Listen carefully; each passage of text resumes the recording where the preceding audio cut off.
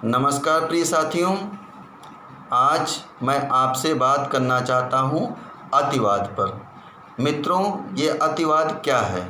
मित्रों, अतिवाद वह है जहाँ पे किसी चीज़ की अधिकता होती है, वह अतिवाद होता है। किंतु मानवीय दृष्टिकोण से अतिवाद क्या होता है? जहाँ पर कुछ समुदाय के लोग अपनी विचारधारा को मिथ्या मिथक, छल कपट तथा बलपूर्वक आरोपित करने का प्रयास करते हैं, वे लोग अतिवादी होते हैं। और अतिवादी लोगों का स्वभाव क्या होता है मित्रों? यह ऊपरी मन से तो आपके प्रति सहानुभूति रखते हैं, किंतु अंदर से यह छल कपट की नीति रखते हैं और इनसे हमें सदैव सतर्क रहने की ज़रूरत होती है। मित्रों, अतिवादी सहयोग आपसे ले लेंगे किंतु आपको सहयोग नहीं देंगे, आपसे समर्थन ले लेंगे किंतु आपको समर्थन नहीं देंगे, आपसे भागीदारी ले लेंगे किंतु स्वयं में भागीदारी नहीं देंगे। ये बराबरी को पसंद नहीं करते हैं। यदि इनसे आप बराबरी की बात करेंगे तो ये आपसे शत्रुता का भाव रखने लग जाएंगे। अतिवादी स्वयं के समुदाय के प्रति तो ईमानदार होते हैं, किंतु दूसरे समुदाय के प्रति ये बिल्कुल भी ईमानदार नहीं होते हैं।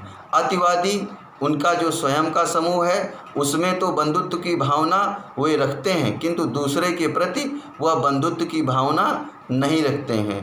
वे अपने मिथ्या मिथक, छल कपट के सिद्धांतों को सर्वोपरि मानते हैं और बलपूर्वक आरोपित करने का दूसरों पर प्रयास करते हैं। यह लोग इसके लिए साम दाम, दंड भेद, छल कपट इत्यादि सब नीतियां हैं जो वो अपनाते हैं और दूसरे की सांस्कृतिक धरोहरों को हड़प करने की भी इनकी प्रवृत्ति होती है। अतिवादियों के अंदर वैज्ञानिक चिंतन का अभाव होता है, सृजनशीलता का अभाव होता है, मानवीय मूल्यों का अभाव होता है और यह लोग सदैव ही दूसरे पर आक्रामक बनने का प्रयास किया करते हैं। तो इसलिए अतिवादियों से सदैव सतर्क रहिए और स्वयं को हर प्रकार से तैयार रखिए। यदि आप स्वयं को तैयार नहीं रखेंगे तो अतिवादियों से निपट नहीं पाएंगे। और अतिवादी क्या करते हैं? दूसरों के अंदर फूट डालने का प्रयास करते हैं और ये लोग फूट डाल करके स्वयं का कार्य सिद्ध करते हैं। इसलिए आप अतिवाद से बचिए। ये नाटकीय रूप में आपको ऐसा लगेगा कि आपसे सत्य बोल रहे हैं, किंतु वे सत्य नहीं बोलते हैं, बल्कि आपकी सहानुभूति और आपका विश्वास अर्जित करने के लिए अतिवादी ऐसा करते हैं। यदि आपको अतिवादियों से बचना है तो आपको भूतकाल, वर्तमान काल और भविष्य को ध्यान में रखते हुए प्रत्येक कार्य को करना होगा और अतिवादियों से सदैव सतर्क रहना होगा।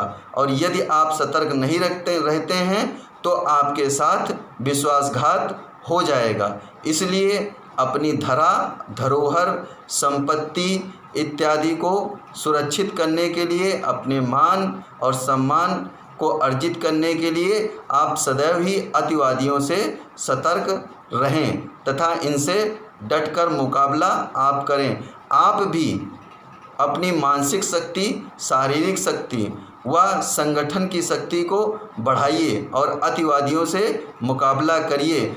आप देखिए, आपका ध्येय मानवीय कल्याण का होना चाहिए।